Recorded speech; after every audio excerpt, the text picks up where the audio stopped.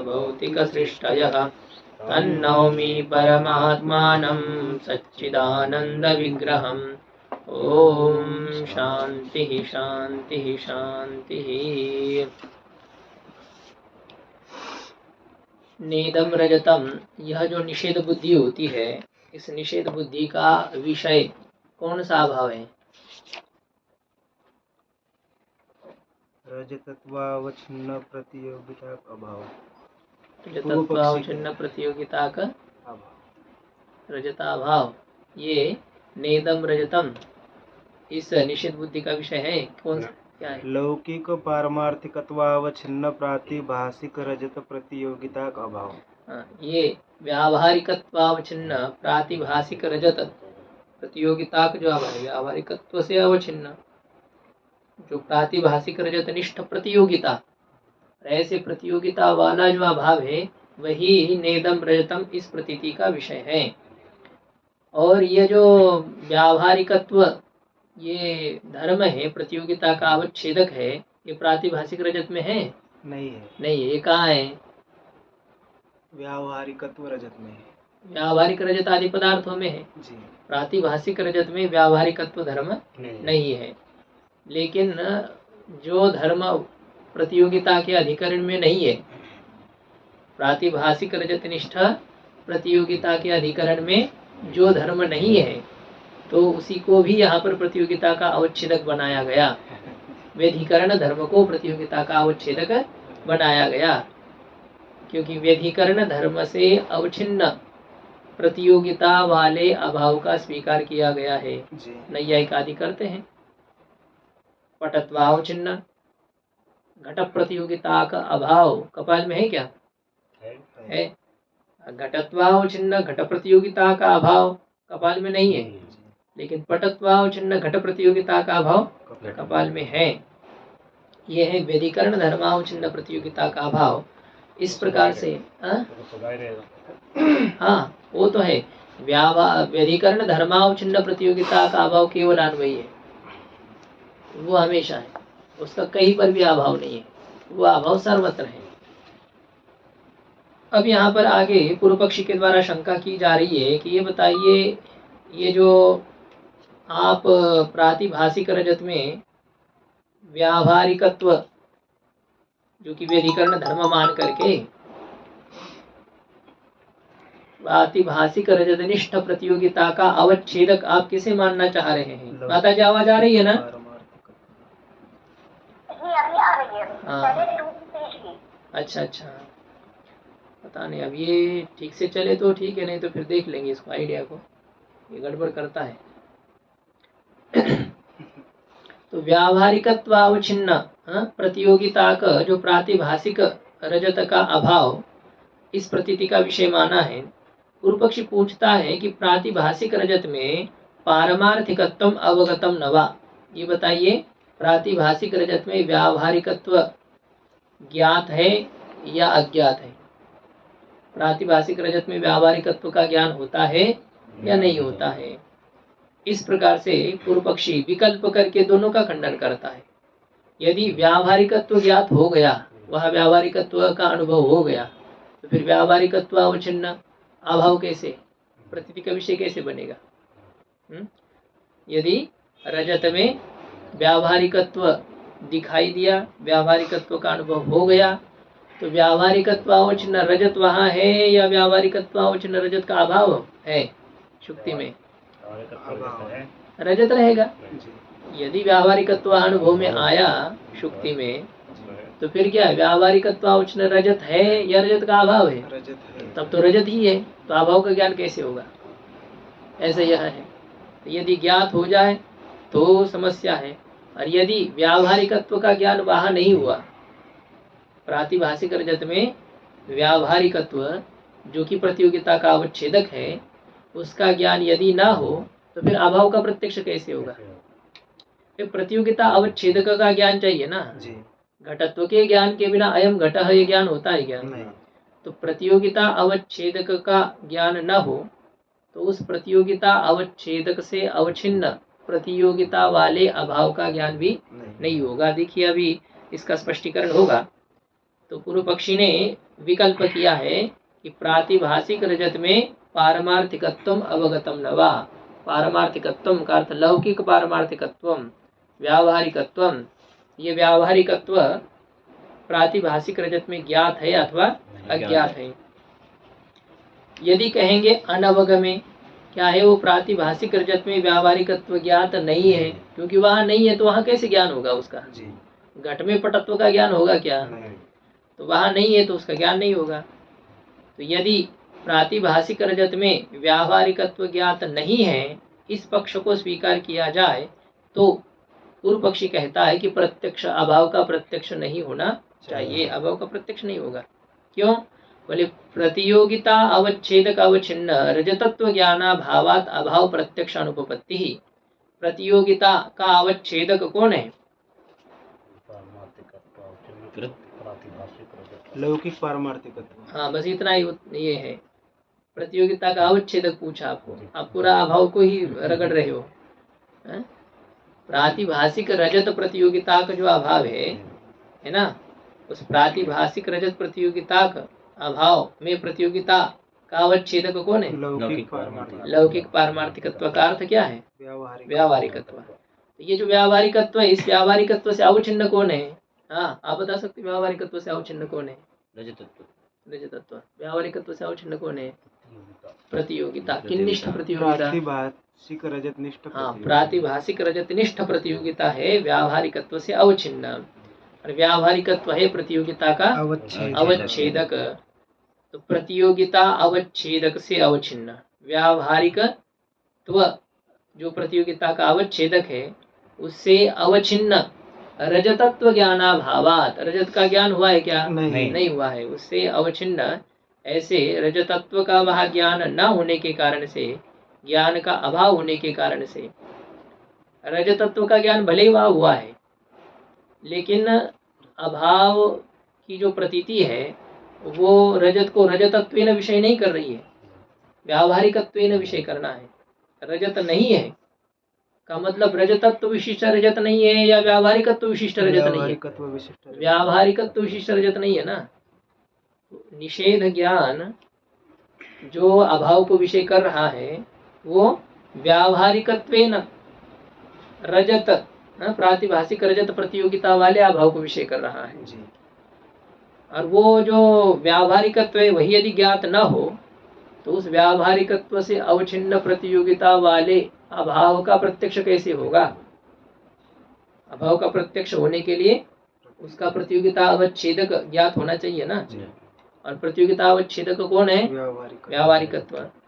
उस प्रतियोगिता अवच्छेदक अवच्छिन्न रजतत्व ज्ञानाभावात, प्रतियोगिता अवच्छेदक से अवच्छिन्न रजतत्व का ज्ञान न होने के कारण से।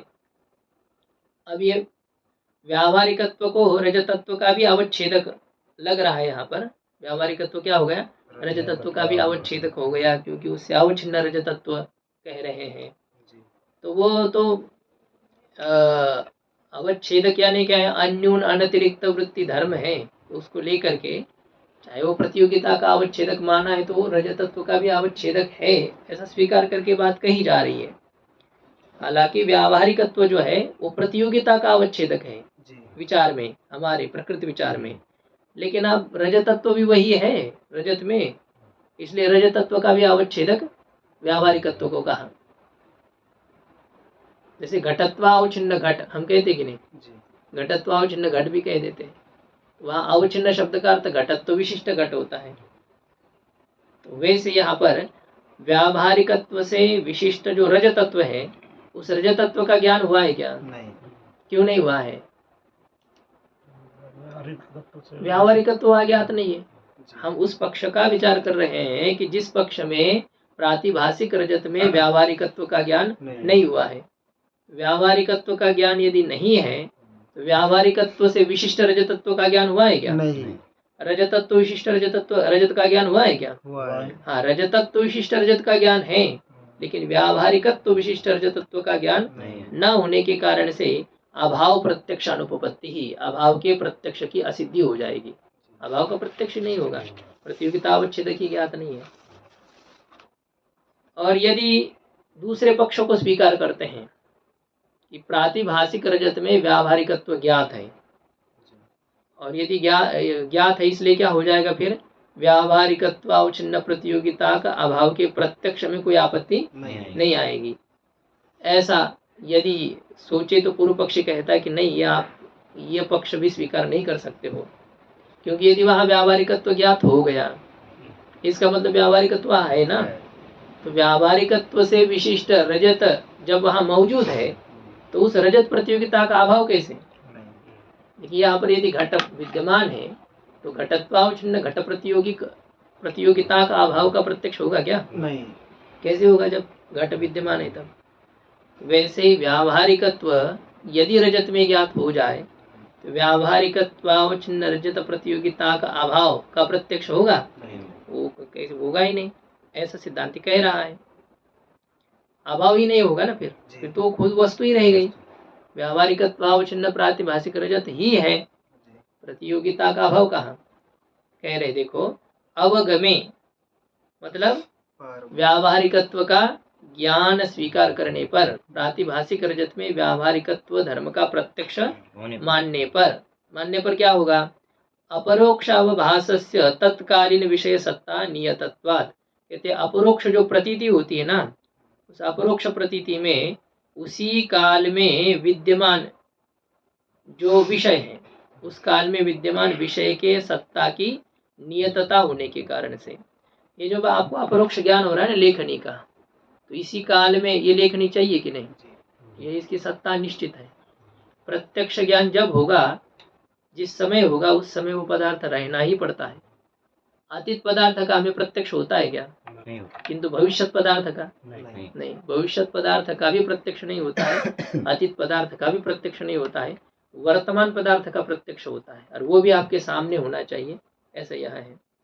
तो प्रत्यक्ष प्रतीति जहाँ होती है वहाँ उस काल में विद्यमान विषय के सत्ता की निश्चितता होने से, रजत में प्रातिभाषिक रजत में व्यावहारिकत्व है क्या, नहीं है, वस्तुतः व्यावहारिकत्व नहीं है। लेकिन यदि आपको प्रत्यक्ष करना है व्यावहारिकत्व का, तो क्या करना पड़ेगा, रजत जैसे अनिर्वचनीय उत्पन्न हुआ है उसी प्रकार से रजत में व्यावहारिकत्व की भी अनिर्वचनीय उत्पत्ति माननी पड़ेगी। जैसे रजत उत्पन्न हुआ वैसे उसमें व्यावहारिकत्व उत्पन्न हो गया। अब दोनों उत्पन्न हो गए तो फिर दोनों का ज्ञान हो जाएगा, ऐसा करना पड़ेगा ना। तो देखो क्या कह रहे हैं कि अपरोक्ष ज्ञान जहाँ होता है तो उसके विषय की वहाँ निश्चितता होती है, उसकी विषय की सत्ता रहनी ही पड़ती है। इसलिए रजत में पारमार्थिकत्व अपि अनिर्वचनीयम रजतवदेव उत्पन्नम, रजत में व्यावहारिकत्व जो है वह भी पारमार्थिकत्व अभी एक तो इसमें ज्यादा है। अच्छा ठीक है, आपके पुस्तक सबके अलग हैं, ऐसा नहीं करना, एक ही ग्रंथ को यूज करना है हमेशा, कभी वो कभी ये कभी वो, तो वैसे ये नहीं होता है ना, ग्रंथ की भी एक सेवा हो जाती। ठीक है, आप पहले से इसमें पढ़े तो इसमें ही पढ़िए। तो पारमार्थिकत्व अभी अनिर्वचनीय, पारमार्थिकत्व मतलब व्यावहारिकत्व भी अनिर्वचनीय रजतवदेव उत्पन्नम, रजत के समान ही व्यावहारिकत्व उत्पन्न हुआ है, ऐसा मानना पड़ेगा कि नहीं। क्योंकि यदि आपको प्रत्यक्ष करना है तो प्रत्यक्ष करने के लिए प्रत्यक्ष ज्ञान का विषय वहां मौजूद होना चाहिए, विद्यमान होना चाहिए। तो रजत यदि प्रत्यक्ष ज्ञान का विषय है तो फिर रजतनिष्ठ व्यावहारिकत्व भी वहां पर मानना पड़ेगा। तो रजत के समान ही वहां पर अनिर्वचनीय व्यावहारिकत्व की उत्पत्ति स्वीकार करनी पड़ेगी। तो इति, अब यदि वहां व्यावहारिकत्व उत्पन्न हुआ कि नहीं, अब बताइए, शुक्ति पर प्रातिभाषिक रजत है या व्यावहारिकत्व से विशिष्ट रजत भी है, तो नहीं, व्यावहारिकत्व भी उत्पन्न हो गया रजत के समान। तो व्यावहारिकत्व विशिष्ट प्रातिभाषिक रजत यदि शुक्ति पे है, जब है तो नेदम रजतम, इस प्रकार से त्रैकालिक निषेध उसका कैसा कर पाएंगे आप। शुक्ति पर रजत प्रतीत होने से पहले हम स्वीकार करेंगे कि व्यावहारिकत्व विशिष्ट रजत नहीं था, मान लेंगे प्रतीत होने से पहले नहीं है। अच्छा, शुक्ति का ज्ञान होने के बाद में भी व्यावहारिकत्व विशिष्ट रजत वहां नहीं है, मानेंगे, कोई बात नहीं। लेकिन जब आपको शुक्ति पर रजत दिखाई दे रहा है उस समय व्यावहारिकत्व विशिष्ट रजत वहाँ मानना पड़ेगा आपको, जी। है कि नहीं? क्योंकि यदि व्यावहारिकत्व का ज्ञान नहीं मानेंगे तो फिर प्रतियोगिता अवच्छेदक धर्म का ही ज्ञान न होने के कारण से उससे अवच्छिन्न प्रतियोगिता वाले अभाव का प्रत्यक्ष नहीं होगा। जी। और यदि व्यावहारिकत्व का प्रत्यक्ष आपको मानना है तो फिर क्या करना पड़ेगा? रजत के समान ही व्यावहारिकत्व की उत्पत्ति स्वीकार करनी पड़ेगी, अनिर्वचनीय। तो अब वहां पर रजत भी अनिर्वचनीय उत्पन्न हुआ और व्यावहारिकत्व भी अनिर्वचनीय उत्पन्न हो गया। जी। तो व्यावहारिकत्व से अवच्छिन्न रजत वहां है कि नहीं? है। तो रजत प्रतियोगिता का अभाव रहेगा? नहीं। अब अभाव कैसे कह पाओगे? ये कह रहे तद अवच्छिन्न रजत सत्वे, तद अवच्छिन्न मतलब व्यावहारिकत्व से अवच्छिन्न। देखो रजत में व्यावहारिकत्व भी अनिर्वचनीय रजत के समान ही उत्पन्न हो गया है, तो इसलिए तदावचिन्न रजत सत्वे, तदावचिन्न मतलब किससे अवचिन्न? लौकिक पारमार्थिकत्व। किससे अवचिन्न? लौकिक। हाँ, ये ऐसा ढीला ढीला नहीं करना, वैराग्य होता है फिर। तद अवचिन्न रजत सत्वे, तद अवचिन्न मतलब व्यावहारिकत्व से अवचिन्न जो रजत है वो वहाँ है कि नहीं? हाँ, तो व्यावहारिकत्व से विशिष्ट रजत की विद्यमानता होने पर तद अवचिन्न अभाव तस्मिन् कथम वर्तते। तद अवचिन्न मतलब व्यावहारिकत्व अवचिन्न रजत का अभाव वहाँ कथम वर्तते, तो कैसे रह सकता है? कैसे रहेगा जब है, दोनों भी है। यही कहा ना आपको, यहाँ घट है और घटत्व है, तो घटत्व अवचिन्न घट प्रतियोगिता का अभाव रहेगा? नहीं। कैसे रहेगा? यह बात है, यदि व्यावहारिकत्व का प्रत्यक्ष हो रहा है तो अभाव वहाँ कैसे रहेगा? और यदि व्यावहारिकत्व का प्रत्यक्ष नहीं हो रहा है तो अभाव का प्रत्यक्ष कैसे होगा? है ना, अभाव का ज्ञान नहीं हो पाएगा, प्रत्यक्ष ज्ञान ही नहीं हो पाएगा। मतलब ज्ञान पक्ष में क्या हो रहा है? अभाव की सिद्धि नहीं होगी। और यदि व्यावहारिकत्व का ज्ञान नहीं होता ऐसा मानेंगे तो फिर अभाव की प्रत्यक्ष की असिद्धि हो रही है। तो दोनों पक्षों में दोष है, इस प्रकार से पूर्व पक्षी कहना चाहता है। इसे कहते उभयतः पाश रज्जुन्याय। दोनों प्रकार से अब ये बांध करके रखा है उसने। कुछ भी करो, चाहे व्यावहारिकत्व का ज्ञान पक्ष स्वीकार करो, चाहे व्यावहारिकत्व के अज्ञान पक्ष को स्वीकार करो, दोनों पक्षों में दोष ही है, ऐसा पूर्व पक्षी कहता है। इति चेत, अब पूर्व पक्षी को लगता है कि अब हो गया, अब ये क्या कर पाएगा? सिद्धांती है वो, इसको क्या है? इति चेत, ऐसा यदि कहे तो सिद्धांत कहता है कि ना। टीका में देखो पहले, ननो इदम अनुपपन्नम व्यधिकरण धर्मस्य अवगमे अनवगमे च अनुपपत्तेः इति शंकते। इदम अनुपपन्नम कहते ये अनुपपन्न है। क्या अनुपपन्न है? नेदम रजतम, इस प्रतीति का विषय व्यावहारिकत्वावचिन्न प्रातिभाषिक रजत प्रतियोगिता का अभाव है, ये अनुपपन्न है। ये उपपन्न नहीं है, उचित नहीं है, युक्त नहीं है। क्यों? व्यधिकरण धर्मस्य अवगमे अनवगमे च अनुपपत्तेः। व्यधिकरण धर्म के ज्ञान को स्वीकार करने पर अथवा ज्ञान को स्वीकार न करने पर भी अनुपपत्ति है। दोनों पक्षों में ये सिद्ध न होने के कारण से व्यावहारिकत्व का रजत में ज्ञान हो गया तो फिर अभाव ही सिद्ध नहीं हो पा रहा है। और यदि व्यावहारिकत्व का ज्ञान प्रातिभाषिक रजत में नहीं हुआ तो अभाव का प्रत्यक्ष ही नहीं हो पा रहा है। तो दोनों पक्षों में असिद्धि होने से ये व्यावहारिकत्वावच्छिन्न रजत प्रतियोगिता का अभाव इस प्रतीति का विषय है, नेदम रजतम प्रतीति का, ये कहना उचित नहीं है। इति शंकते, ऐसे पूर्व पक्षी शंका करता है। ये शंका की पूर्व पक्षी ने। अब सिद्धांति उत्तर दे रहा है। सिद्धांति किस पक्ष को आश्रय करके उत्तर दे रहा है? अवगम पक्षम अवलंब्य परिहरति। अवगम पक्ष मतलब व्यावहारिकत्व का वहाँ ज्ञान होता है, इस पक्ष को लेकर के, इस पक्ष का आश्रय करके सिद्धांति समाधान करता है कि ना, ऐसा तो मत कहो। अब ज्ञान पक्ष में कौन सा दोष दिया है? व्यावहारिकत्व का यदि प्रातिभाषिक रजत में ज्ञान हो गया तो इसका मतलब व्यावहारिकत्व उत्पन्न हुआ या निर्वचनीय है। और यदि व्यावहारिकत्व है तो व्यावहारिकत्व अवच्छिन्न रजत प्रतियोगिता का अभाव कैसे रह सकता है? वहां तो व्यावहारिकत्व अवच्छिन्न रजत ही रहेगा।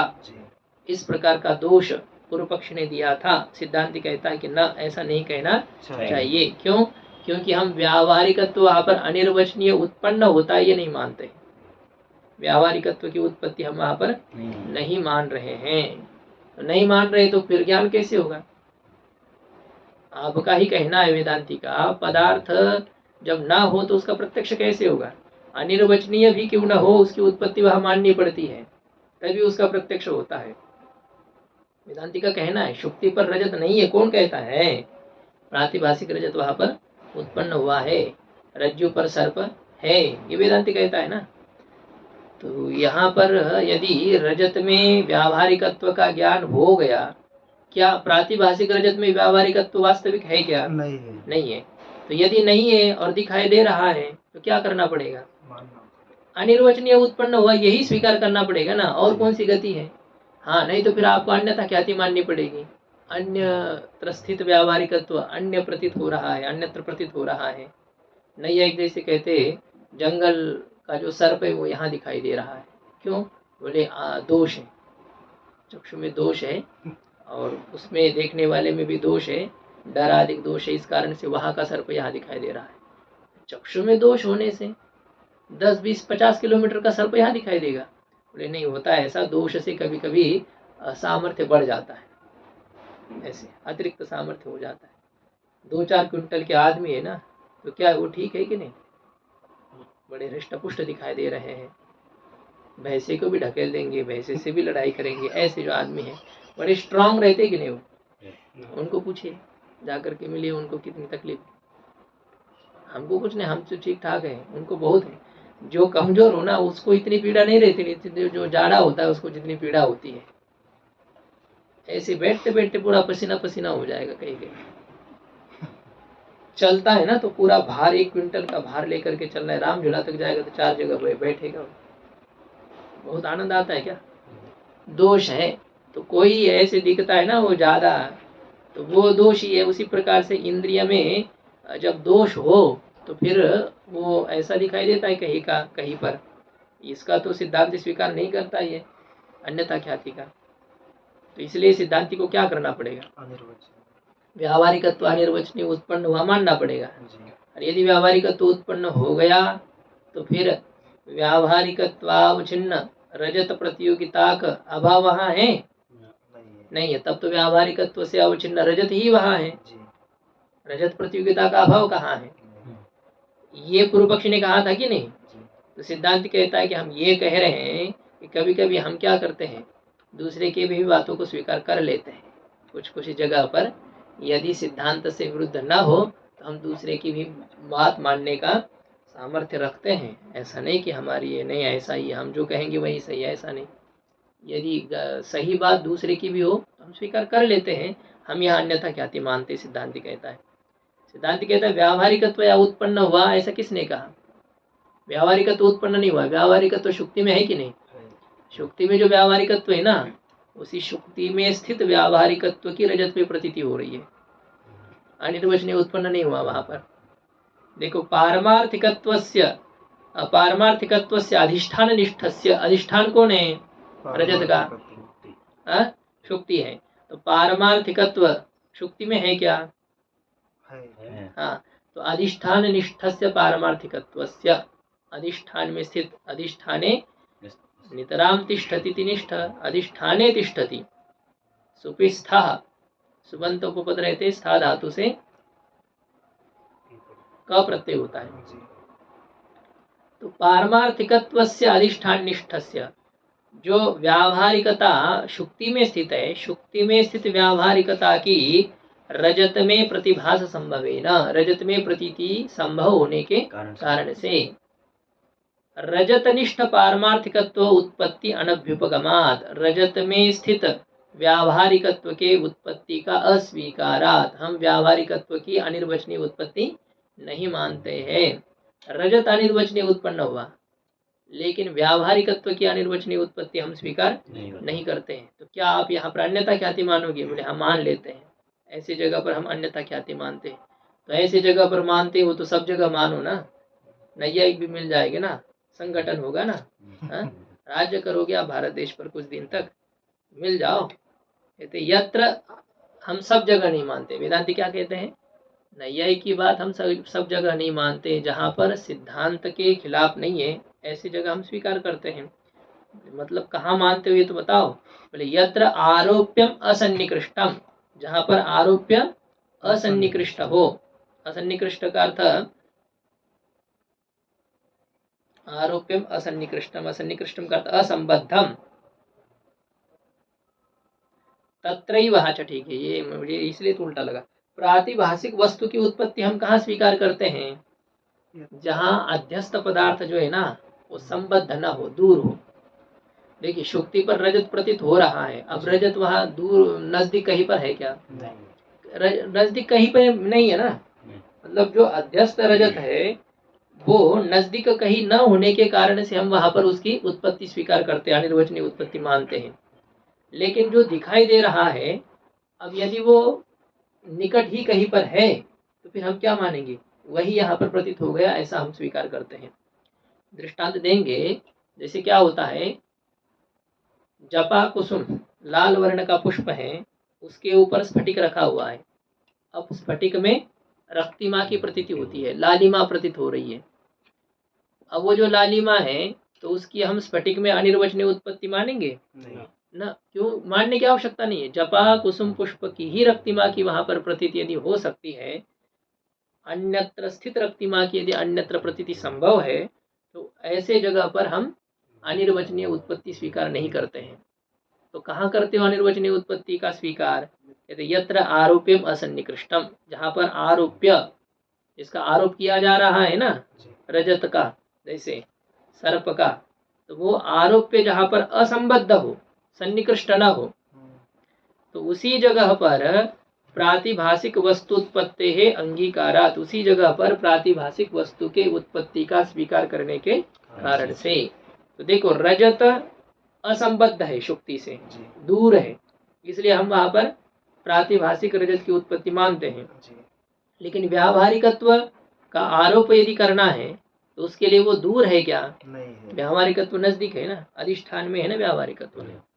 तो उसी व्यावहारिकत्व की यदि यहाँ प्रतीति हो सकती है तो यहाँ अनिर्वचनीय उत्पत्ति का स्वीकार करना आवश्यक नहीं है, हम उसकी अनिर्वचनीय उत्पत्ति नहीं मानते हैं। वही यहाँ पर प्रतीत हो रहा है ऐसा हम स्वीकार कर लेते हैं। टीका में देखिए, ननु अत्र लौकिक पारमार्थिकत्व उत्पत्ति कुतो नाभ्युपगम्यते इत्याशंक्याः। पूर्व पक्षी कहता है कि यहाँ पर लौकिक पारमार्थिकत्व की उत्पत्ति क्यों नहीं स्वीकार की जाती है, व्यावहारिकत्व की उत्पत्ति क्यों नहीं स्वीकार की जाती है। इत्याशंक्य आह, इस प्रकार की शंका करके सिद्धांत कहता है कि जहाँ पर अध्यस्त असंबद्ध हो वहीं पर ही प्रातिभाषिक वस्तु के उत्पत्ति का स्वीकार करने से हम यहाँ पर उसका स्वीकार नहीं करते हैं। व्यावहारिकत्व की उत्पत्ति हमने मानी नहीं मानी, रजत की उत्पत्ति हमने मानी मानी, रजत की उत्पत्ति हम मानते हैं, अनिर्वचनीय रजत उत्पन्न हुआ है, व्यावहारिकत्व उत्पन्न हुआ है नहीं हुआ है, व्यावहारिकत्व की उत्पत्ति नहीं हुई। अन्यत्र स्थित व्यावहारिकत्व वहां दिखाई दे रहा है, ऐसा यह है। टीका में देखिए, यतः एवं अतः एव यत्र आरोप्यम सन्निकृष्टम न तत्र प्रातिभाषिक उत्पत्ति ही स्वीक्रियते इत्याह। क्योंकि ऐसा है, जहाँ आरोप्य असंबद्ध हो, नजदीक न हो, समीप न हो, वहीं पर ही हम प्रातिभाषिक वस्तु की उत्पत्ति स्वीकार करते हैं। इसलिए यत्र आरोप्यम सन्निकृष्टम, जहाँ पर आरोप्य कैसे हो, सन्निकृष्ट हो, निकट हो, तो न तत्र प्रातिभाषिक वस्तु उत्पत्ति स्वीक्रियते, वहां पर प्रातिभाषिक वस्तु के उत्पत्ति का स्वीकार नहीं किया जाता है। इस प्रकार से सिद्धांति कहता है। मूल में देखिए, अतः एव इंद्रिय सन्निकृष्टतया जपा कुसुमगत लौहित्यस्य स्फटिके भान संभवात् न स्फटिके अनिर्वचनीय लौहित्य उत्पत्ति ही। इसलिए ही मतलब आरोप्य सन्निकृष्ट होने पर हम अनिर्वचनीय उत्पत्ति स्वीकार नहीं करते हैं। इसलिए ही इंद्रिय सन्निकृष्टतया जपा कुसुमगत लोहित्यस्य, इंद्रिय से सन्निकृष्ट, कौन है इंद्रिय से सन्निकृष्ट, लौहित्य, जपा कुसुम ये पुष्प का नाम है, लाल वर्ण का जो पुष्प है, गुंजा के जैसे पुष्प है, तो उस पुष्प की का जो लौहित्य है, लोहितस्य भावः लौहित्यम, रक्तिमा है रक्तता है, लालिमा है। उस जपा कुसुम पुष्प में स्थित जो रक्तिमा है वह इंद्रिय से सन्निकृष्ट है कि नहीं? बताइए, चक्षु का जपा कुसुम के रक्तिमा के साथ कौन सा संबंध है? संयुक्त समवाय संबंध। हाँ? संयुक्त समवाय संबंध है। चक्षु संयुक्त कौन है? जपा कुसुम पुष्प है, और उसमें समवाय संबंध से रक्तिमा रहती है। तो चक्षु का लाल रंग के साथ जपा कुसुम के लाल रंग के साथ कौन सा संबंध है? संयुक्त समवाय संबंध है। तो इंद्रिय से सन्निकृष्ट हुआ कि नहीं? लालपना। तो जपा कुसुम में स्थित जो रक्तिमा है जो कि इंद्रिय सन्निकृष्ट है, इंद्रिय सन्निकृष्ट होने से स्फटिके भान संभवात, तो उस रक्तिमा की स्फटिक में प्रतीति हो सकती है, संभव है ना, वहां अनिर्वचनीय उत्पत्ति मानने की क्या आवश्यकता। तो प्रतीति संभव होने से न स्फटिके अनिर्वचनीय लौहित्योत्पत्ति ही, स्फटिक में अनिर्वचनीय रक्तिमा के उत्पत्ति का स्वीकार हम लोग नहीं करते, नहीं मानते हैं। अब पूर्व पक्षी कहता है कि जहां पर कोई व्यवधान हो, तो मानो पुष्प भी है, स्फटिक भी है, लेकिन बीच में खंबा है या हाथ है ऐसा, तो यदि वहां पर रक्तिमा की प्रतीति हो जाए, स्फटिक में जपा कुसुम पुष्प के रक्तिमा की प्रतीति हो रही है लेकिन बीच में व्यवधान है, आपने क्या कहा, जहां पर आरोप्य सन्निकृष्ट हो वहां पर हम अनिर्वचनीय वस्तु की उत्पत्ति नहीं मानते, लेकिन आप यहाँ पर तो व्यवहित हैं, तो क्या वहां पर आप अनिर्वचनीय रक्तिमा की उत्पत्ति मानेंगे? सिद्धांति ने कहा बिल्कुल मानेंगे। जब यदि कोई बीच में व्यवधान आ जाए तो फिर हम अनिर्वचनीय उत्पत्ति वहां पर स्वीकार करेंगे, ऐसा सिद्धांति कह रहा है। देखो टीका में, ननु यत्र सन्निकृष्टम अपि जपा कुसुमम हस्तादि द्रव्यांतर व्यवधानात् असन्निकृष्टम तत्र स्फटिके अनिर्वचनीय लौहित्योत्पत्ति अंगीकार्या इति शंकते। कहते जहां पर जपा कुसुम पुष्प सन्निकृष्ट है ना, लेकिन हस्तादि द्रव्यांतर व्यवधानात्, हाथ खंबा आदि कोई द्रव्य है, उस किसी अन्य द्रव्य से व्यवधान है। किसमें व्यवधान है? जपा कुसुम पुष्प और स्फटिक में, है ना, दोनों आपको दिखाई दे रहे हैं लेकिन दोनों के बीच में व्यवधान है। तो दोनों के बीच में व्यवधान होने से असन्निकृष्टम, अब वो समीप है क्या? तो समीप नहीं है, असन्निकृष्टम तत्र, ऐसे जगह पर स्फटिक में यदि रक्तिमा की प्रतीति हो तो वहां स्फटिके अनिर्वचनीय लौहित्य उत्पत्ति अंगीकार्या, वहां पर स्फटिक में अनिर्वचनीय रक्तिमा के उत्पत्ति का स्वीकार करना चाहिए। इति, इस प्रकार से पूर्व पक्षी शंका करता है। तो सिद्धांत कहता है कि हाँ ठीक है, हम ऐसे जगह तो मान ही लेते इष्टत्वात्। मूल में आइए, ननु एवं यत्र जपा कुसुमम द्रव्यांतर व्यवधानात् असन्निकृष्टम तत्र लौहित्य प्रतीत्या प्रातिभाषिक लौहित्यम स्वीक्रियताम इति चेत। कहते कि इस प्रकार से जहाँ जपा कुसुम पुष्प अन्य द्रव्य के व्यवधान के कारण से असन्निकृष्ट है, हस्त खंबा आदि कपड़ा इन अन्य द्रव्य के व्यवहित होने से, व्यवधान होने से, अवरोध होने से यदि असन्निकृष्ट है, जपा कुसुम पुष्प स्फटिक से असंबद्ध है, समीप नहीं है, वहां लौहित्य प्रतीत्या, वहां लौहित्य की यदि प्रतीति हो रही है तो फिर लौहित्य की प्रतीति होने से प्रातिभाषिक रक्तिमा का स्वीकार किया जाए, प्रातिभाषिक रक्तिमा का स्वीकार करना चाहिए। इति चेत, ऐसा यदि पूर्व पक्षी कहे तो सिद्धांत कहता है कि न, ऐसा नहीं कहना चाहिए। क्यों नहीं कहना? जब ये तो हमें इष्ट ही है, तुम्हें कहने की क्या जरूरत है? तुम ये मत कहो ये हमें इष्ट ही, हम मान लेते हैं ऐसे जगह पर, ये सिद्धांत कहता है। तो तुम मत बकवास करो, ये हम मानते ही है, ऐसा कहना है एक, तो वह बोलचाल की उस प्रकार की एक पद्धति है, ये तुम क्या सिखाओगे? ठीक है, तुम मत कहो ये हमें इष्ट ही है, ऐसा, ये तुम्हें मतलब क्या होता है, पूर्व पक्षी ऐसे भाव से कि जैसे कि हम इसके ऊपर आक्षेप कर रहे हैं, इस भाव से बोल रहा है ना, तो पूर्व पक्षी कहता है ये भाषा में बोलने की कोई आवश्यकता नहीं, ये हमें तो इष्ट ही है, हम इसे स्वीकार ही करते हैं, इष्टापत्ति है। टीका में देखिए क्या लिखा है, इष्टापत्या परिहरति, इष्टापत्ति से इसका परिहार करते हैं कि ये तो हमें इष्ट प्रसंग है, इससे क्या है, ये तो ठीक ही है, सिद्धांति कहता है। टीका में, ननु इंद्रिय सन्निकृष्ट प्रभाया स्फटिके भान संभवात् अनिर्वचनीय लौहित्योत्पत्ति अनुपपन्ना इति चेत न, कहते हैं इंद्रिय सन्निकृष्ट जो प्रभा है, जी ये जो है ना, अब कमरे में सब जो दिखाई दे रहा है ना आपको, ये सब प्रभा है। जी सूर्य का प्रकाश जो है ना वो प्रभा है। अब वो जो इंद्रिय से संबद्ध प्रभा है, उस प्रभा का ही स्फटिक में भान संभव होने से, प्रभा का स्फटिक में भान संभव होने से, मतलब देखो ये कहना इनका ऐसा है पूर्व पक्षी का, जपा कुसुम की जो रक्तिमा है ना, तो उसकी प्रभा सब जगह फैल चुकी है, ये ऐसा कहना चाहता है। जैसे क्या होता है, ये बल्ब जो रहते हैं ना, बाहर से नीला रंग का है उसका कवर, तो वो अंदर जब बल्ब जलता है तो प्रकाश कैसे पड़ता है, नीला होता है। लाल रंग का है तो प्रकाश सब लाल हो जाता है, तो उसकी प्रभा भी उसी रंग की फैल जाती है कि नहीं। उसका बल्ब जिस रंग का है, प्रभा भी उस रंग की फैल जाती है। तो उसी प्रकार से इसका कहना है, जपा कुसुम पुष्प की जो प्रभा है ना, लाल प्रभा, उस लाल प्रभा की वहां पर व्यवधान होने पर भी प्रतीति हो जाएगी। वहां निर्वचनीय उत्पत्ति क्यों मानना चाहते हो व्यवधान होने पर भी? वहां जपा कुसुम पुष्प रखा है और यहाँ पर स्फटिक रखा हुआ है, दूर दूर है, 2-3 फीट का अंतर है बीच में, है कि नहीं। और अब उधर से कोई दूर से देख रहा है तो उसको उस स्फटिक में ही लालपना दिखाई दिया, तो वहां पर रक्तिमा की अनिर्वचनीय उत्पत्ति माननी चाहिए या नहीं माननी चाहिए? नहीं माननी चाहिए। हाँ? अनिर्वचनीय अनिर्वचनीय उत्पत्ति माननी चाहिए, क्योंकि वहां संबद्धता नहीं है ना।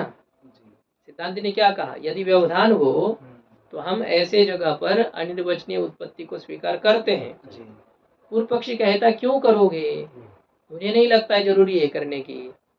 क्यों?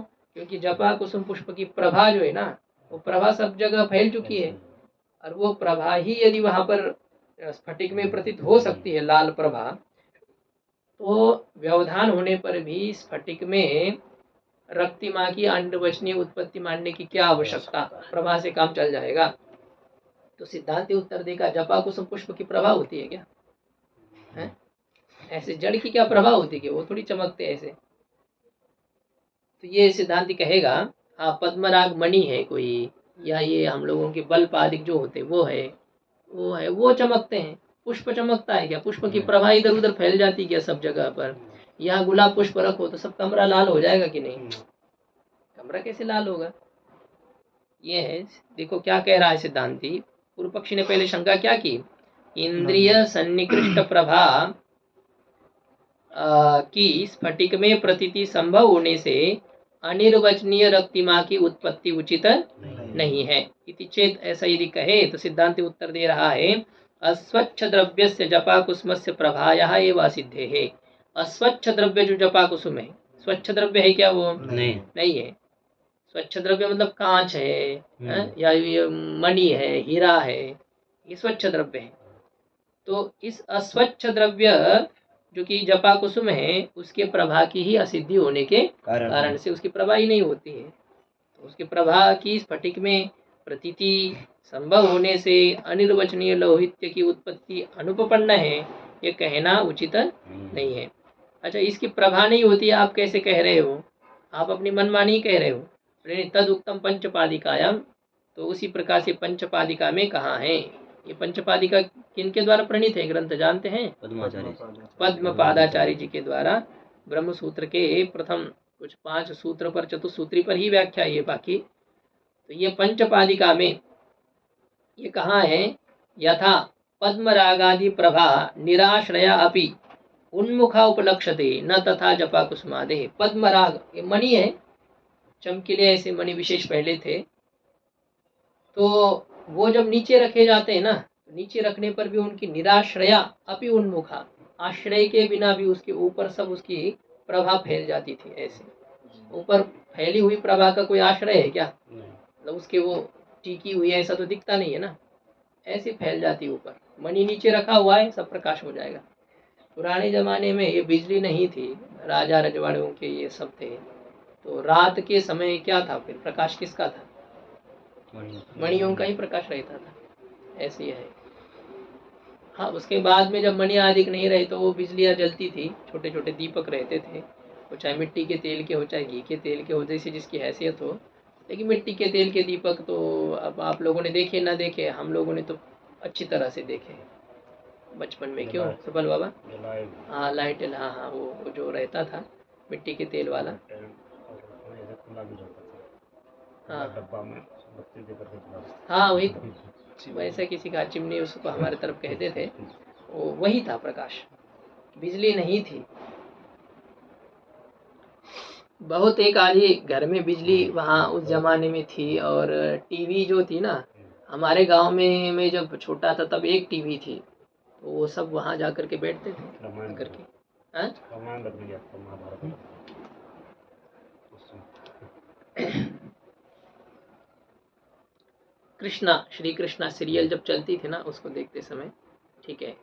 तो ये हो रहा है कि जिस प्रकार से पद्मराग आदि प्रभा, पद्मराग आदि मणियों की जो प्रभा है, निराश्रयापि उन्मुखा उपलक्षते, वो अपने आश्रय के बिना भी उन्मुख, हाँ, उसके ऊपर उन्मुख होकर के, मतलब ये नहीं कि वो दूर जा बाहर जा करके चमके ऐसी नहीं, लेकिन उसके ऊपर होकर के वह उपलक्षित होती थी, मतलब दिखी जाती थी, दिखाई देती थी, फैल जाती थी।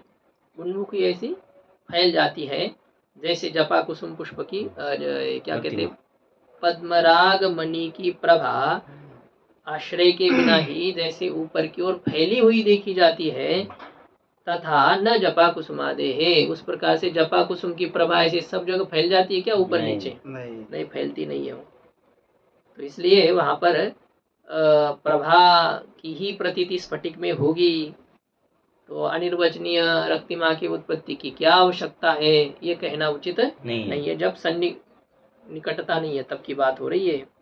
तथा च असन्निहितस्य परत्र अवभास अध्यास इति अध्यास लक्षणम न क्वापि व्यभिचरितम इति भावः। तो कहने का अभिप्राय यह है, असन्निहितस्य, जो नजदीक नहीं है, निकट नहीं है, उस पदार्थ की परत्र अवभास, अन्य जगह पर प्रतीति, अन्यत्र स्थित पदार्थ की अन्य जगह प्रतीति का होना, इसी को क्या कहते हैं, अध्यास, इसको अध्यास कहते हैं।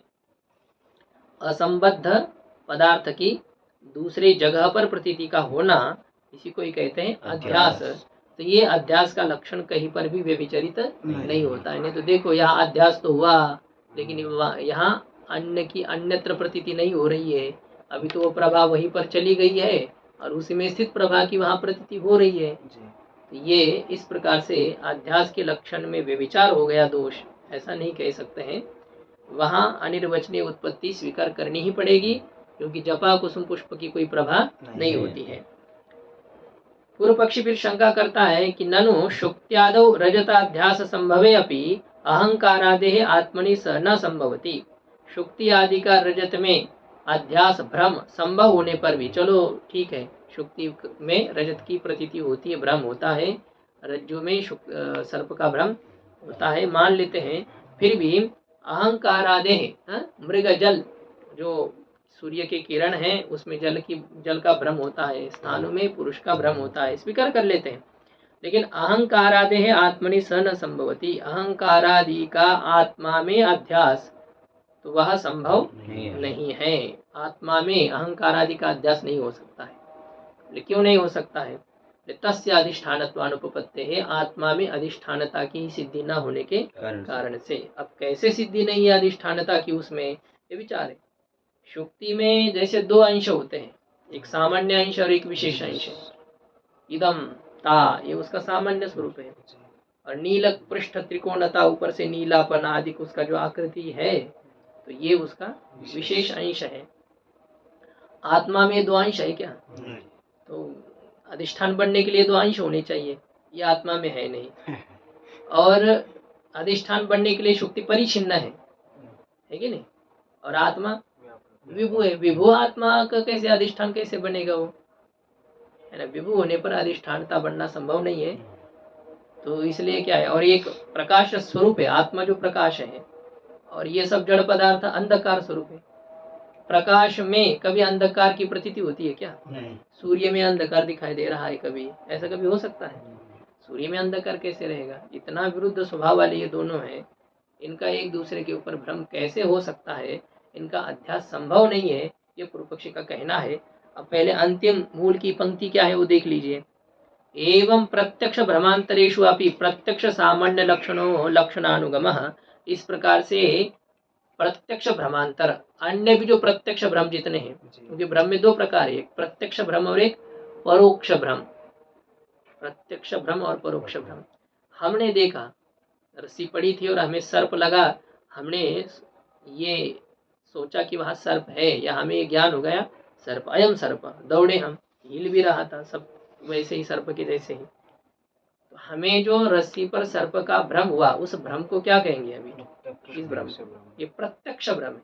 हमने देखा खुद जा करके, और हमने जा करके किसी को कह दिया। जब आप लोग आ रहे थे, मैंने कहा कि अरे वहाँ बहुत बड़ा सर्प है, उधर से होकर के मत जाओ, इधर से ऐसे घूम करके हम चलते हैं, मुझे भी उधर ही जाना है, चलते घूम करके। तो आप मेरे बातों पर विश्वास करते हो कि नहीं करते हो? हाँ? तो हाँ, मैंने कहा वहाँ सर्प है, तो आपने भी मान लिया हाँ हाँ सर्प है, चलिए, तो आप उधर से होकर के जाते हैं। तो देखो, रस्सी पर सर्प का ज्ञान मुझे हुआ या आपको हुआ? हाँ? मुझे भी हुआ, आपको भी हुआ है ना। तो मुझे जो हुआ वो है प्रत्यक्ष भ्रम, और आपको जो हुआ है वो है परोक्ष भ्रम। परोक्ष भ्रम आपने देखा नहीं है, आपने केवल दूसरे से सुन करके मान लिया है। हाँ, कोई आपसे भी बुद्धिमान हो सकता है कि अरे क्या है, हम भी खुद जा करके देखते हैं तब माने। तो किसी एक को वैसे भी हो जाएगा, वो जा करके देखता है तो उसको भी दिखाई दिया कि अरे सर्प है। हाँ, आप ठीक है, अब कह रहे थे तो वो सही है। तो आपको पहले परोक्ष भ्रम हुआ था, और फिर आप खुद जा करके देखे, तब आपको प्रत्यक्ष भ्रम हुआ। तो ऐसे ये परोक्ष भ्रम की बात नहीं, प्रत्यक्ष भ्रम। अन्य प्रत्यक्ष भ्रमों में भी प्रत्यक्ष का जो सामान्य लक्षण है ना, उसका अनुगम होता है, उसकी अनुवृत्ति होती है। प्रत्यक्ष का सामान्य लक्षण क्या है?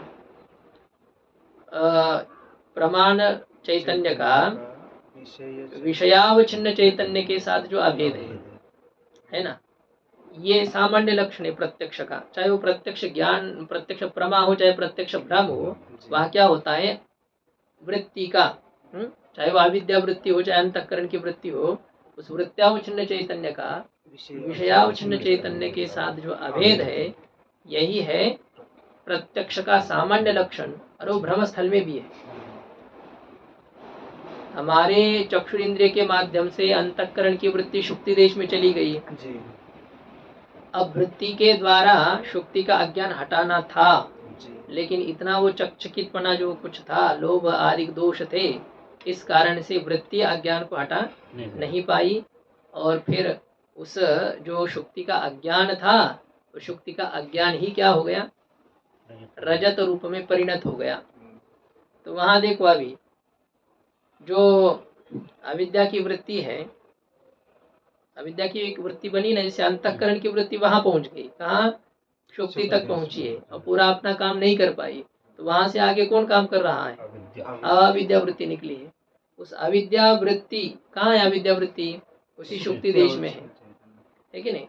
और उसी देश में रजत भी है कि नहीं है? तो विषय है रजत, और वृत्ति है अविद्या की वृत्ति। तो उस अविद्या वृत्त्यावच्छिन्न चैतन्य का रजत रूपी विषयावच्छिन्न चैतन्य के साथ अभेद हुआ कि नहीं हुआ? इसी को कहते प्रत्यक्ष का सामान्य लक्षण। ये अन्य भ्रम में भी है, प्रत्यक्ष भ्रम में। लेकिन यथार्थ प्रत्यक्ष का लक्षण क्या है? यथार्थ प्रत्यक्ष में केवल इतनी बात है कि विषय अबाधित होता है। प्रमाण चैतन्यस्य अबाधित योग्य वर्तमान विषयावच्छिन्न चैतन्येन सह अभेद। प्रमाण चैतन्य का योग्य वर्तमान और अबाधित विषयावच्छिन्न चैतन्य के साथ यदि अभेद हो, तो उसे कहते प्रत्यक्ष प्रमा। ये प्रत्यक्ष प्रमा का लक्षण है। ये भ्रम स्थल में नहीं मिलेगा आपको, क्योंकि भ्रम स्थल का विषय योग्य भले ही हो सकता है, वो वर्तमान भी अनिर्वचनीय उत्पन्न हुआ है तो, लेकिन वो अबाधित नहीं है ना। तो ये केवल अबाधित पद को हटाएंगे तो प्रत्यक्ष का सामान्य लक्षण होगा। वैसे तो इन्होंने सामान्य लक्षण कहा है कि चेतन रूपता, चित्व रूपका, ऐसा कहा है उन्होंने हिंदी में व्याख्या करते समय। चेतन रूपता ही क्या है? प्रत्यक्ष का सामान्य लक्षण है। लेकिन हम लोगों ने जो प्रत्यक्ष का लक्षण पढ़ा है, प्रत्यक्ष प्रमा का, उसमें से केवल अबाधित पद को हटा दो तो प्रत्यक्ष सामान्य का लक्षण हो जाएगा, और अबाधित पद को डाल दोगे तो प्रत्यक्ष प्रमा का लक्षण हो जाएगा। ऐसा यह है।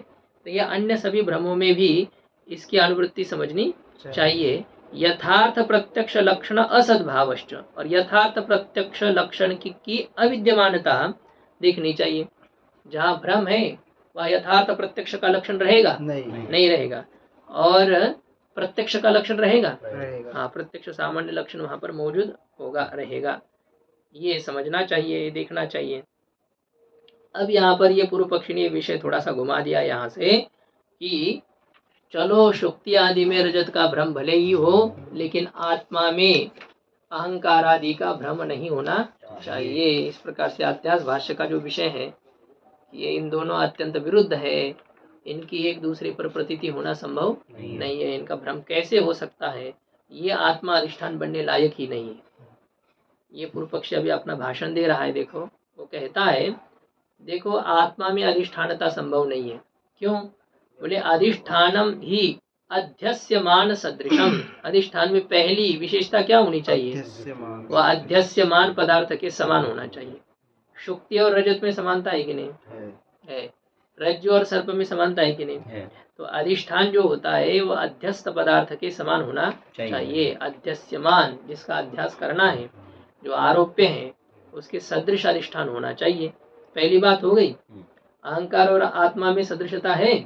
नहीं है, वो तो विरुद्ध है बिल्कुल, इसलिए उसमें अधिष्ठानता नहीं कह सकते। दूसरी बात यह है कि अंश द्वयवत अधिष्ठान कैसे रहता है? अंश द्वय से युक्त होता है। एक सामान्य अंश, विशेष अंश, दो अंशों से युक्त होता है अधिष्ठान जो होता है। शुक्ति रजत आदि, शुक्ति रज्जु आदि जितने अधिष्ठान है उसके दो अंश होते हैं, एक सामान्य अंश और एक विशेष अंश। क्या मिल रहा है सुपल बाबा? चलते चलते ही गुम हो जाता है कहीं। हाँ, ऐसी कैसे गाड़ी चलाते हो? गाड़ी चल रही है बद्रीनाथ, हाँ, और आप ऐसे ही, क्योंकि विषय वस्तु जब आ गई ना तो थोड़ा सा सतर्क रहना है। तो ये अधिष्ठान अध्यस्त पदार्थ के समान होना चाहिए। दूसरी बात, वो दो अंश से युक्त होना चाहिए। और तीसरी बात, परिचिन्नम। अधिष्ठान कैसा होना चाहिए? परिचिन्न। आत्मा में इन तीनों में से कौन से गुण धर्म है बताओ? आत्मा अध्यस्त वस्तु के समान है? आत्मा दो अंश वाला है? आत्मा के कितने अंश है? 5 अंश है आत्मा के। अच्छा वेदांत पढ़े हो आप लोग। कितने अंश है आत्मा के? अंश यानी अवयव। आत्मा के कितने अवयव होते हैं? कोई अवयव नहीं। हाँ, गुरुदेव अस्थि भाति प्रियम थे। हाँ, वो ऐसी कल्पना की गई, अस्थि भाति प्रिय सतचित आनंद, ये कोई आत्मा के अवयव है क्या?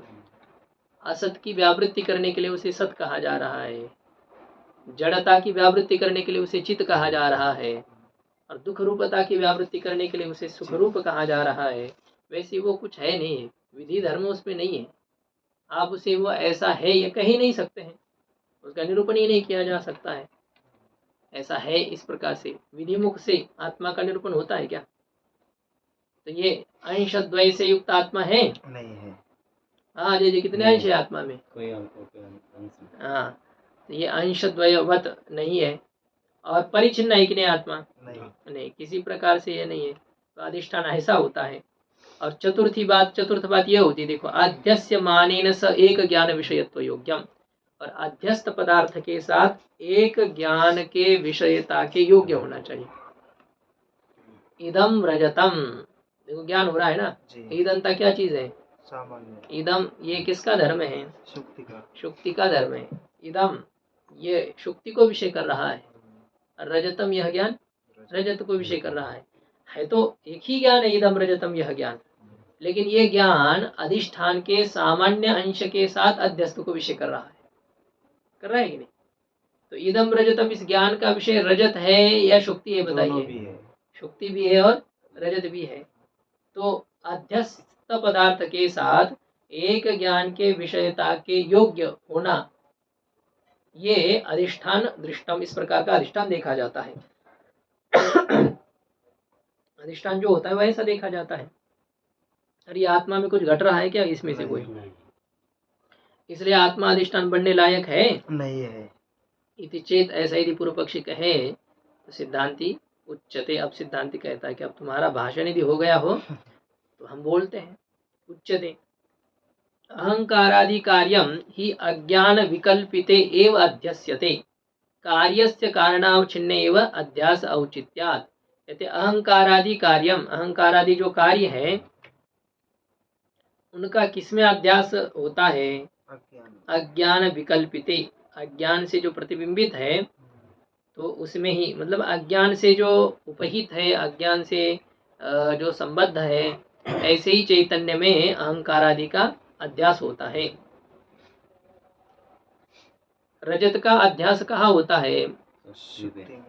शुक्ति अवच्छिन्न जो है ना, शुक्ति अज्ञान अवच्छिन्न जो चैतन्य है उसी में ही अध्यास होगा। मतलब कार्य वही रहेगा जहाँ अपना कारण है। तो ये अहंकार आदि जो कार्य है इसका कारण कौन है? अज्ञान अज्ञान है। तो अज्ञान से उपहित जो चैतन्य है ना, तो उसमें ही इसका अध्यास होता है। क्यों? क्योंकि कार्यस्य कारणावच्छिन्नेव अध्यास औचित्यात्, कार्य का कारण से उपहित चैतन्य में ही अध्यास की उचितता होने के कारण से। तो कारणावच्छिन्न में कार्य का भ्रम होता है, इस प्रकार से कह रहे हैं। तो ये कह रहे हैं यहाँ पर, न च एतावता समानाश्रयत्व भंगः, इससे क्या हो जाएगा? समान आश्रयता का भंग हो जाएगा, ऐसा नहीं कहना चाहिए। इन्होंने ये अज्ञान विकल्पिते हमारी टिप्पणी में ऐसा अर्थ कर दिया है, अज्ञान से जो प्रतिबिंबित है उस अज्ञान से प्रतिबिंबित में इसका भ्रम होता है, ऐसा कहा जा रहा है। अज्ञान से प्रतिबिंबित, अज्ञान से प्रतिबिंबित कौन है? जैसे आत्मा चैतन्य का जो प्रतिबिंब होता है ना, चिदाभास, तो उसमें अध्यास होता है अहंकार आदि का। चिदाभास मैं ऐसा कहता है कि नहीं, मैं ब्रह्म हूँ या मैं जीव हूँ, ये ज्ञान किसको हो रहा है? चिदाभास। तो चिदाभास में इसका भ्रम है, ऐसा कहा गया। तो ये कहते हैं तब तो फिर उसमें समानाश्रयता नहीं रही ना। जी। अज्ञान कहाँ है? आत्मा में है। और अहंकार आदि का भ्रम कहाँ हो रहा है? प्रतिबिंब में हो रहा है, चिदाभास में हो रहा है। तो अज्ञान है चैतन्य में और भ्रम हो रहा है चिदाभास में। तो ये अज्ञान और उसका कार्य, इन दोनों का अधिकरण आश्रय समान हुआ क्या? नहीं। तो समान आश्रय तो हुआ नहीं, तो समान आश्रयता का भंग हो रहा है। जैसे देखो, शुक्ति पर प्रतीत होने वाला रजत कहाँ है? कहाँ भ्रम हो रहा है रजत का? चैतन्य में हो रहा है या शुक्ति पर हो रहा है, मोटी मोटी बातों में। और शुक्ति का अज्ञान कहाँ है? वही है, शुक्ति अवच्छिन्न चैतन्य में शुक्ति का अज्ञान है और रजत भी वही है। और ऊपर से कहेंगे तो शुक्ति में ही शुक्ति का अज्ञान है और रजत का भ्रम भी वही हो रहा है। दोनों का आश्रय समान है कि नहीं? लेकिन यहाँ क्या हो रहा है? यहाँ अहंकार आदि कार्य का भ्रम हो रहा है चिदाभास में और अज्ञान है आत्मा में, तो समान आश्रयता का भंग हो रहा है। तो कहते हैं कि ये न च एतावता समानाश्रय तत्व भंग, इतने से समान आश्रयता का भंग नहीं है। क्यों? बोले बिंब प्रतिबिंबयो एकत्वेन तद भंगा भावात, बिंब और प्रतिबिंब में एकत्व होने से उसके भंग का अभाव होने के कारण से वो अलग नहीं है, वो एक ही है, ऐसा है। जैसे किसी आश्रम की शाखा है ना, अब वो यहाँ नहीं रहता है, वहाँ रहता है, तो क्या उस आश्रम में नहीं रहता ये माना जाएगा क्या? भागीरथी के शाखा में, जैसे वहाँ पर कहीं गौशाला में या ग्वालियर में कोई जा करके रहे, तो क्या वो आश्रम से संबद्ध नहीं है क्या? वही है, कहीं पर भी रहे तो आश्रम में ही रहता है, ऐसा ही माना जाएगा वो। क्यों? उसमें भेद नहीं है, वो अलग अलग नहीं। जब तक महाराज जी है, बड़े महाराज जी, तब तक अलग नहीं है, ऐसा स्वीकार करना पड़ेगा। ऐसे ये बिंब और प्रतिबिंब जो है, इनमें भेद नहीं है। तो कोई यदि प्रतिबिंब पर है और कोई यदि बिंब पर रहता हो तो दोनों में समान आश्रयता स्वीकार की जाएगी। हाँ, दोनों में समान आश्रयता स्वीकार की जाएगी, ऐसा है, इसमें कोई भिन्नता नहीं है। इसी कमरे में एक कंबल पर बैठा और कोई एक नीचे बैठा हुआ है, दोनों एक आश्रय में है कि नहीं है? हाँ, कमरा एक ही आश्रय दोनों का, ऐसे उसमें भिन्नता थोड़ी मानी जाएगी। एक आश्रय कंबल हो गया, एक आश्रय जमीन। नहीं, वो आप अवान्तर भेद करेंगे तो एक अलग है, लेकिन क्या कहेंगे, कमरे में ही एक पूरा बाहर से यही देखा जाएगा ना, कमरे में है सब लोग, तो ये भंग नहीं होता, ऐसा कहते। तस्मात् अहंकारादि अधिष्ठान चैतन्यस्य अविधेयत्व असंभवात, ऐसा है कि क्या है पाठ? अविधेयत्व संभवात, अविधेयत्वा संभवात है ना, या अविधेयत्वादि? अच्छा, अविधेयत्वादि संभवात।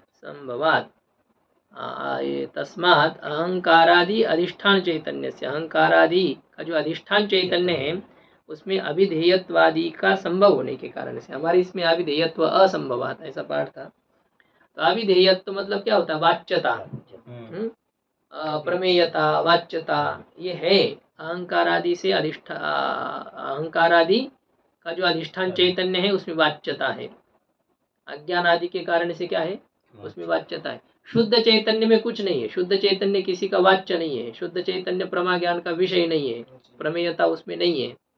लेकिन जो अहंकार आदि का अधिष्ठान चैतन्य है उसमें वाच्यता संभव होने के कारण उसमें वाच्यता है। वो मिल गया है ना किसी के साथ, भले ही आध्यासिक तादाद में संबंध हुआ है, लेकिन फिर भी उस अज्ञान आदि के कारण से, अहंकार आदि के कारण से उसमें वाच्यता आ गई है। आकाश कहीं जहाँ आ सकता है क्या? नहीं। लेकिन घटाकाश जा सकता है कि नहीं? जी। घटाकाश आ सकता है, घटाकाश टूट भी सकता है, ऐसा कहा जाएगा तो टूट गया, घट टूट गया तो घटाकाश टूट गया। तो वैसे ये अहंकार आदि का जो अधिष्ठान चैतन्य है उसमें वाच्यता भी संभव है, इस प्रकार से सिद्धांती कह रहा है। वाच्यता संभव है तो ज्ञान की विषयता भी उसमें आ जाएगी। मतलब कुल मिलाकर के अधिष्ठान के लिए जितने धर्म चाहिए ना, वो सब आत्मा में घटाने हैं हमें। प्रतीतितः घटादि व्यावृत्तत्व आकारेण अपि अहंकारादिभिः आत्मनः सादृश्य संभवात्। अब सादृश्य देखो, प्रतीतितः घटादि व्यावृत्तत्व आकारेण, घटादि के व्यावृत्त रूप से, घटादि के भिन्न रूप से अहंकार आदि के साथ आत्मा की सदृशता भी है। देखो घटादि का क्या है, अयम घटः इदंत्वेन घटादि की प्रतीति होती है, और आत्मा की प्रतीति अहंत्वेन होती है, मैं इस प्रकार से होती है। तो ये अहंकार आदि के साथ समानता भी है कि नहीं आत्मा की। घटादि की इदंत्वेन प्रतीति हो रही है, और आत्मा अहंकार आदि की मैं इस रूप से प्रतीति हो रही है। मैं का अर्थ अहंकार हो सकता है या आत्मा हो सकता है, आत्मा भी और अहंकार भी है। पंचदशी में पीछे गया था, अहम शब्द के 3 वाच्यार्थ कहे थे उन्होंने, मुख्यार्थ और क्या है इसमें विशिष्टार्थ, गौणार्थ कुछ किया था। तो है अहम रूप से ही अहंकार की प्रतीति हो रही है और आत्मा की प्रतीति हो रही है। तो प्रतीति के दृष्टि से सदृशता है कि नहीं अहंकार आदि के साथ आत्मा की है। तो घटादि के व्यावृत्त आकार से, घटादि से पृथक रूप से अहंकार आदि के साथ आत्मा की सादृशता भी संभव होने से, सदृशता भी प्रतीति के दृष्टि से संभव हो रही है। प्रतीति दोनों की एक जैसी आ रही है, घटादि के व्यावृत्त रूप से, घटादि से भिन्न रूप से अहंकार आदि की प्रतीति की समानता आत्मा के साथ हो रही है। तो यह संभव होने के कारण से अध्यस्यमान पदार्थ के साथ क्या हो रहा है, ये इसमें ये जो कहा था ना सादृश्य, पहला ही अंश था अध्यस्यमान सदृशम, तो सादृश्य भी है इसमें। संभव होने से अविद्या सांशत्व विषयत्व परिच्छिन्नत्वानामपि संभवात् आत्मा अधिष्ठानम भवत्येव, और अज्ञान के कारण से आत्मा में सांशत्व भी है, सावयवत्व भी है अज्ञान के कारण से। ठीक है ना, घटावच्छिन्न चैतन्य से भिन्न एक नहीं, पटावच्छिन्न चैतन्य, तो उसमें आ गया सावयवता आ गई। अज्ञान के कारण से सावयवता, विषयता, विषय बनना, परिच्छिन्नता, इन सब की संभावना होने के कारण से आत्मा अधिष्ठानम भवत्येव, आत्मा अधिष्ठान होता ही है। इस प्रकार से सिद्धांति ने कहा है। अब इसके बाद में और पूर्व पक्षी कहेगा इसमें तो नापि प्रमाण दोषा भाव, इसमें दोष नहीं है। इसमें क्या है, आत्मा की जब प्रतीति हो रही है तो उसमें दोष नहीं है। भ्रम होने के लिए क्या दोष चाहिए? शुक्ति पर रजत की प्रतीति होती है, दोष है कि नहीं? दोष है। और रज्जु पर सर्प की प्रतीति होती है, दोष है क्या? तो ऐसे यहाँ पर कोई दोष होना चाहिए कि नहीं अहंकार आदि के भ्रम के लिए। तो यहाँ कोई प्रमाण में दोष ही नहीं है। प्रमाणे दोषा भाव, अंतःकरण वृत्ति के माध्यम से आपको जानना है मैं अमुक हूँ, मैं तमुक हूँ, ये भ्रम आपको होना है। तो इसके लिए प्रमाण में क्या होना चाहिए? दोष होना चाहिए। तो कोई दोष यहाँ नहीं है, ऐसा पूर्व पक्षी कहे तो सिद्धांत कहता है कि मत कहो, यह बहुत बड़ा दोष है। यहाँ अज्ञान ही दोष है, अविद्या ही दोष होने के कारण से दोष की भी यहाँ कमती नहीं है। आगे बाकी विचार हम लोग कल करते हैं। ओम पूर्णमदः पूर्णमिदं पूर्णात् पूर्णमुदच्यते पूर्णस्य पूर्णमादाय पूर्णमेवावशिष्यते। ओम शांति शांति शांति।